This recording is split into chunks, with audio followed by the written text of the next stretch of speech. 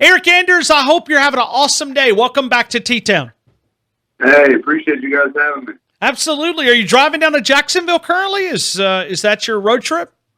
Well, yeah, we just got in. We got checked in, and now, just in these rooms where they tell us what the protocol is and whatnot. And that's probably why you hear a little bit of an echo. Sure. Just going through the procedures right now. I got you. What is that like? I mean, can you kind of walk us through some of that? I mean, maybe some of the requirements. UFC a contact sport, but even more ways than that. I mean, but as we, our world kind of adjusts to the new norm, what's it like? You talking about like here at the hotel? Well, I mean, just kind of going through the procedures to make sure you check all the boxes for safety, if there is such a thing inside of a UFC octagon. It's just one of those things. It's something I control what all we have to do. So everybody's got to do it. We just come in. They check us for the antibodies, swab our brain for see if we have coronavirus or whatnot, and then just pretty much tell us how everything's going to work. Fight nights are going to be a little bit different, with no crowds and whatnot. So, just going through the particulars. Well, Eryk, let me ask you, as far as training for this fight, what has been different about that? I mean, has it been different? I'm going to be very honest. We didn't change much. We didn't obey that 6-foot rule or whatever. Sure. Neither did we, so we're right there with you, Eryk. Yeah, we were supposed to fight in April, and it got canceled or whatever, and Dana White's been very adamant about being the first professional, sports back. So me and Walt knew that, we would be up as soon as they had, they got the green light. So we just decided to stay ready and keep training, and, here we are. Eryk, and I'm not talking about your opponent this weekend, but you're a guy that, when you look back at your football days and preparing for an opponent, I mean, think about a guy that's a pass rusher coming after the quarterback. You're studying tendencies of offensive tackles to make sure, what hand they're using and, techniques that you can find a weakness. How did your football film watching side of you help you in UFC prepare for opponents? I think watching film is like the next level, part of preparation. When I was in high school, I didn't do it. We did it, but, not in as much detail. So, having, those years in Alabama, it really showed me like what to look for, what to see, and what to watch, So, it definitely gives me a heads up, I think. Just because, like, everybody has their tendencies. People may try something new in fighting, but whenever they get tired, whenever they get hurt, they revert back to the same old stuff, kind of. So, I think it's very beneficial to learn how to watch film, watch movement, and how to actually do it and know what it is that I'm looking for. Now, Eryk, did you have to cut weight for this particular fight? What was that? I missed your last question. Did you have to cut weight for this fight? Oh, yeah. This fight is at 185 pounds. I'm definitely don't walk around anywhere close to that. Sure. Yeah, always, even when I fight at 205, I got to cut weight. Wow. So I mean, those are crazy procedures. I mean, so you weigh in at a certain time. What was it, on Friday that you weigh in, or Thursday that you weigh in? Yeah, we'll weigh in Friday morning between 9 and 11 a.m. So when you enter into a weigh-in, at that point, can you go and put weight back on? And when you enter the octagon, will it change? I mean, how much will it change?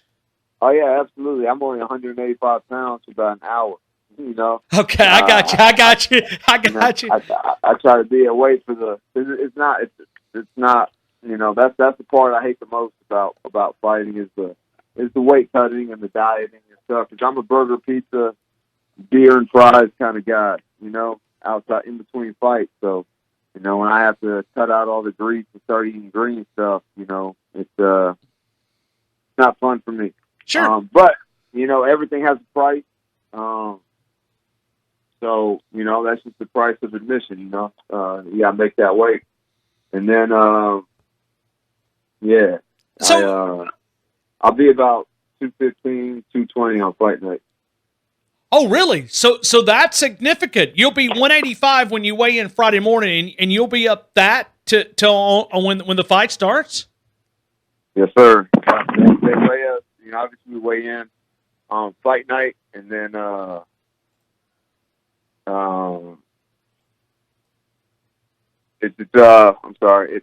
weigh us in on fight night, and they weigh us again when we get back to the arena the following night for the event.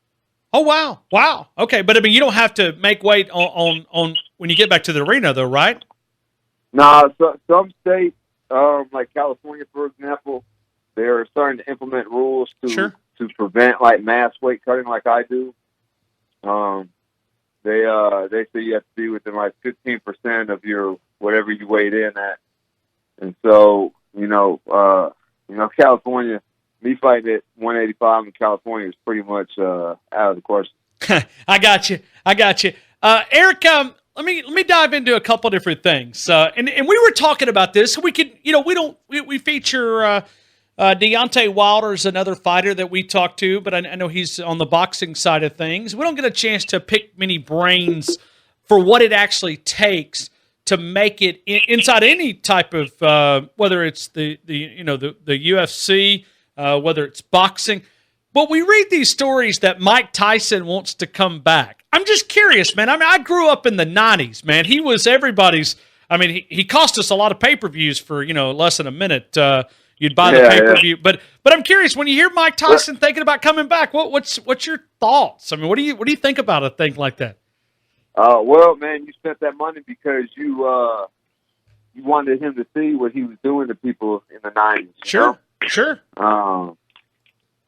You know, what was the rest of your question? No. I mean, just seeing Mike Tyson. I mean, what would it take for when you hear him thinking about making a comeback? I mean, I know it may be an exhibition, but when you hear Mike Tyson thinking about making a comeback in boxing, what kind of goes through your mind? Well, man, I heard that bare knuckle promotion offered him $20 million for a fight. So, yeah, $20 million. Plenty of motivation to get up off the couch. Sure, absolutely. Eryk, well, let me ask you when you talk about your opponent, what do you know? What do you see in this weekend? Man, he's very well rounded. Mixed it up very well. Striking, clinch, up against the cage on the ground. He'll try and take the fight everywhere. So, you know, you can expect a fast and furious fight. You know, he's a fast starter, but it's shown to wear down over time, over the course of a fight, where I actually get stronger as the fight goes. So I think that's going to be the X factor. He moves around a lot, you know, so you know you can expect me to try and you know put him out. How much of a different fighter are you now from when you got started back in 2012? Man, night and day, I think. You know, when I very first started, the only punch I had was a left hand. You know, now I'm mixing it up, mixing in the wrestling.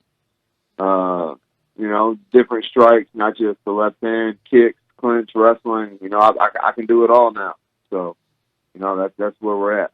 So, do you have a preference? I mean, would you rather, if you could prefer, stay upright, or would you rather get down and do things on the maneuvers on the ground?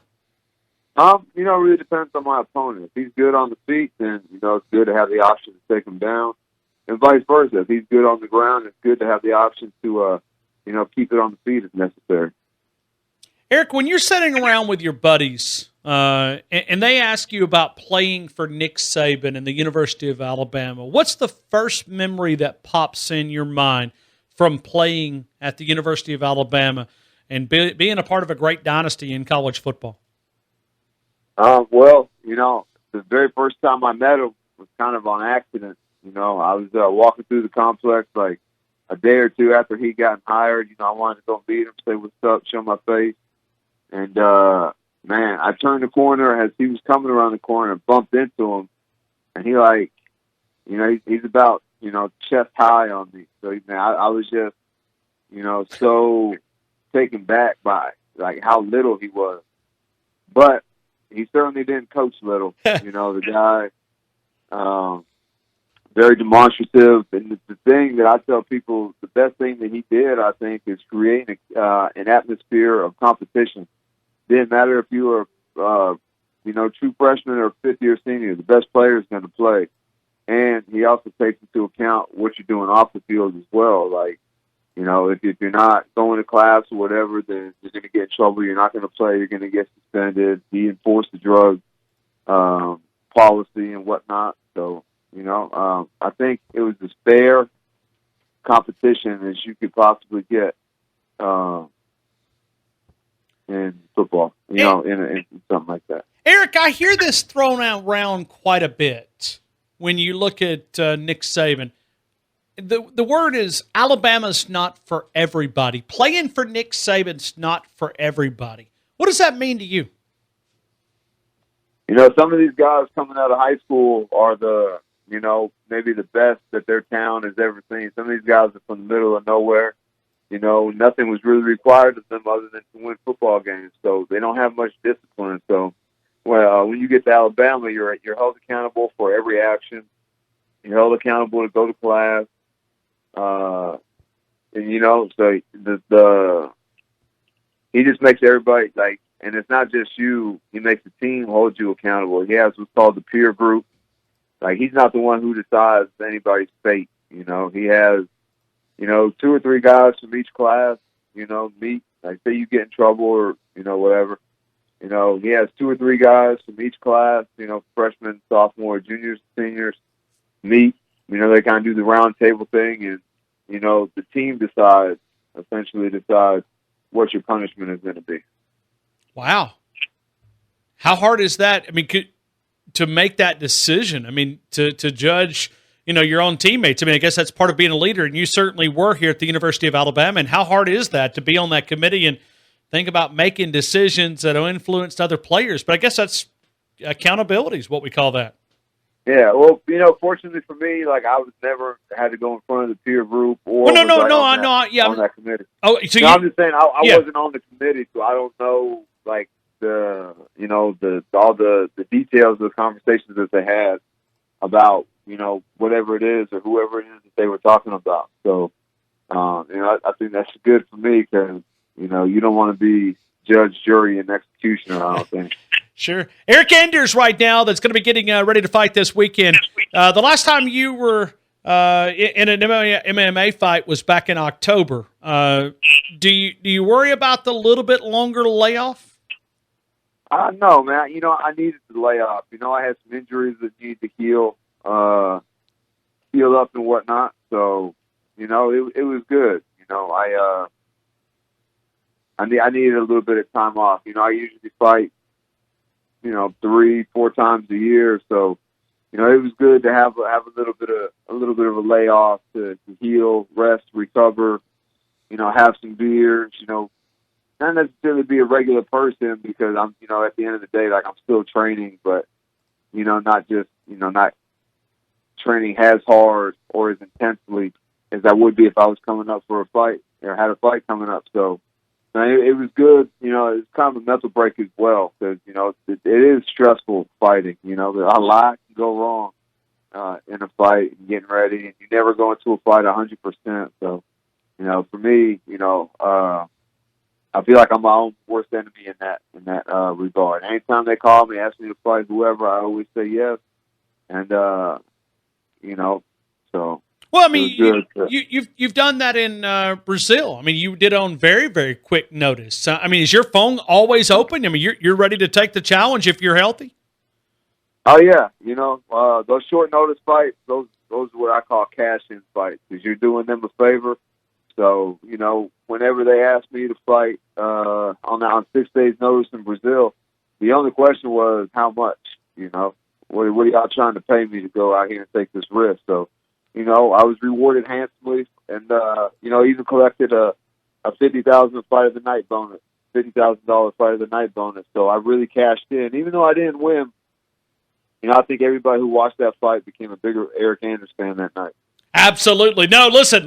I mean, you've been able to get me involved a little bit, and I think about, and I'm sure you see it out there. Will Lowry has educated me a little bit. He's a huge Eryk Anders fan, as he played with you at the University of Alabama. But Will Lowry, I see him tweeting out a ton. I mean, these guys are proud of what you've been able to accomplish, as they should be. Yeah, and it's cool to be recognized.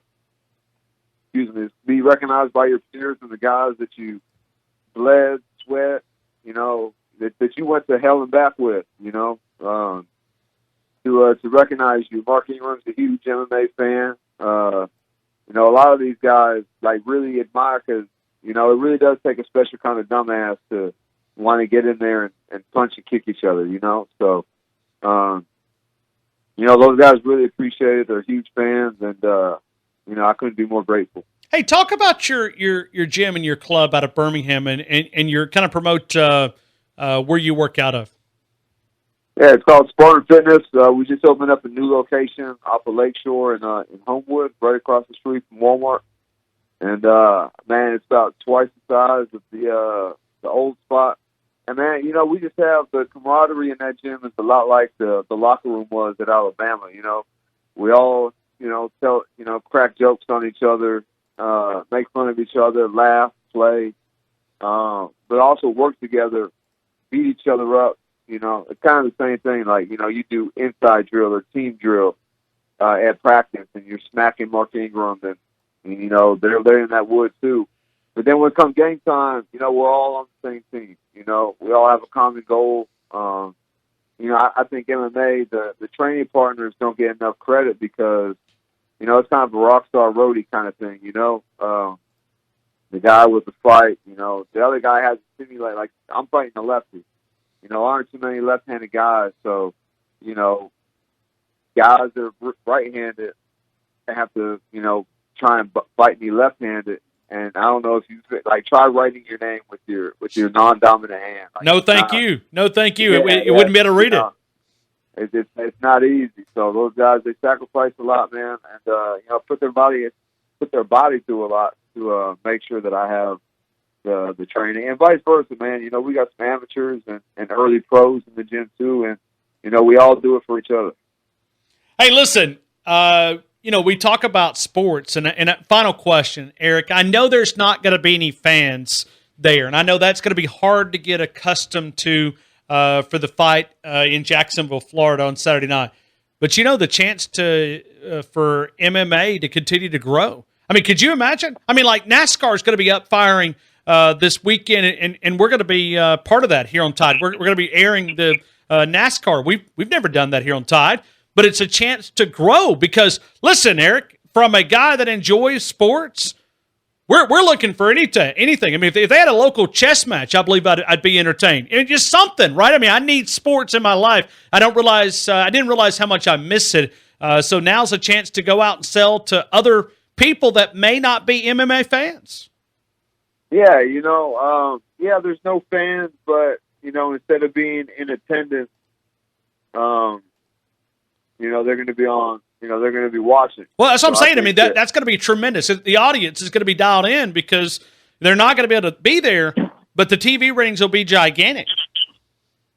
Yeah, I don't know what the ratings were for this past week, but I have to imagine it was through the roof, Huge, and, man, gigantic, yes.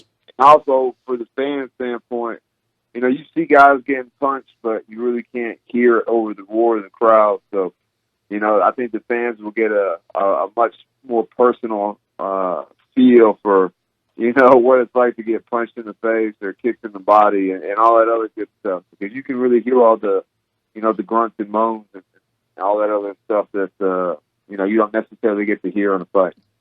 Eryk, thank you again for making time for us here in Tuscaloosa. We are Eryk Anders fans.